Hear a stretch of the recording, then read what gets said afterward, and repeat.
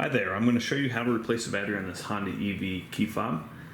First thing you need to do is get everything you need. This is a Phillips head screwdriver. Small one like this is what you need. And 2 of these 2032 batteries. You can get these on Amazon, they're dirt cheap.